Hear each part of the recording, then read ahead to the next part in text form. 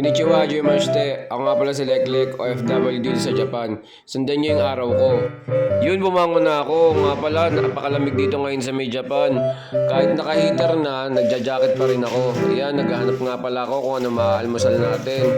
Kung ano mang makita ko, yun na yung kakainin ko. Saging at kung ano-ano pa. Tapos, syempre, wag nating kakalimutan. Yan nga pala yung iniinom kong collagen. Maligo na tayo. Woo!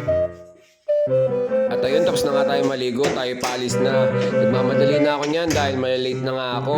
Siyempre, ilala ko muna yung bahay dahil baka mamaya pasukin. Pero sure naman ako na wala namang papasok talaga dyan. Ito nga pala yung view namin sa tapat ng bahay namin. Diba napakaganda? Ayan, kahit sobrang init ng araw, napakalamig pa rin. Okay, skip na tayo ng pauwi. Ayun na nga pala, yung pauwi ako, dadaan nga pala ako sa may grocery para bumili ng rosemary. At ayan, pagpasok ko ng grocery store, may mga Santa Claus na nga at kung ano-ano pang Christmas. Kahit wala naman Pasko in Japan, marami talagang ganyan dito. Tapos yan, naghahanap ako kung saan meron tindang rosemary. Ayun, nakakita na ako. Ayan, napakamura lang ng rosemary, 128 yen lang. O sa pera natin, wala pa 50 pesos yan. Ayun, napakamura nga ng rosemary kaysa bibili kayo ng minoxidil na gagamitin nyo sa buhok. Parehas lang din naman ang epekto, pero minsan mas maganda pa talaga yung natural.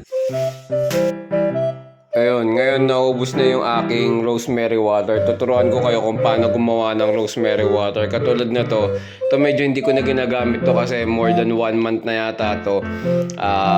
Tawag dito, mukhang napanis na. So, sa 2 pirasong gantong rosemary water, ito, nabili ko lang to ng 130 yen dito sa Japan.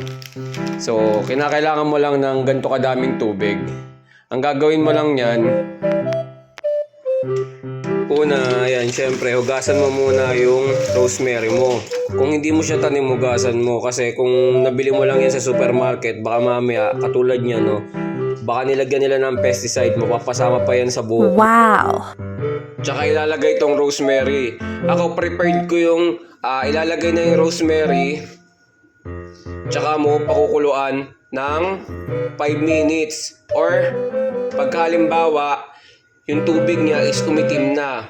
So, takpan muna natin at pakuluin natin, ha? Yan. Katulad yan, kumukulo na siya. Ako ginagawa ko, hindi ko muna yung pinapakilaman kahit kumulo na. Kasi ayan, kung nakikita nyo, yung tubig niya is nagkulay green pa lang. Ako, hinahayaan ko siyang maging kulay itim ng konti bago ko siya patayin. So, pag ganyan na yung tubig, and pag feeling nyo medyo nag-evaporate na, kumukonti yung tubig, mas magandang dagdagan nyo ng konti yung tubig. Yan. And kung makapansin nyo, hindi pa siya nagkukulay black ng onte o brown. Kulay green pa lang siya. So, intay pa tayo na. So, ayan, pag nakikita nyo ganyan na yung kulay niya, hinaan nyo na siya. O kaya pwede nyo na yung patayin. Ayan, hindi ko na ipakita na isalin ko na. Medyo napalamig ko na kasi siya. Ayan, first time kong isama yung dahon. Titignan ko kung makati siya sa anit o hindi. O mas effective siya. Papalamigin ko lang to, tapos pwede na siyang gamitin. Yan. Sasalin mo lang siya. Ito nga pala yung buko ng bago ako gumamit ng rosemary water. Kung mapapansin nyo, na manipis siya. Tapos, ang pinaka-problema ko talaga dyan is naglalaga siya pag maliligo ako. Dito nga pala kayo sa Japan, napakalamig ng panahon. At saka kaiba yung tubig dito, nakakalagas. Ito naman yung after. Ayan, kung mapapansin nyo, medyo makapal na yung buko, tsaka hindi na talaga ako nalalagasan ng buhok dyan.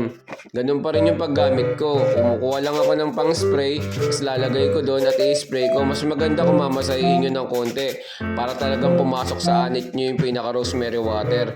Ayun, napakaganda talaga niya. Napakagandang gamitin at tsaka napakadaling gawin. Kaya try nyo na rin. Oo nga pala, ito nga pala yung aksidenteng nadaanan ko. Kung mapapansin nyo, si Manong napakadelikado ng posisyon niya. Napaikot yata yung katawan niya. Tsaka kung mapapansin nyo, napakaraming dugo talaga. Mag-iingat tayo tuwing sasakay tayo ng sasakyan natin o mag-bike tayo kasi hindi natin alam kung kailan maano ang aksidente. At magdasal tayo. Ijo des!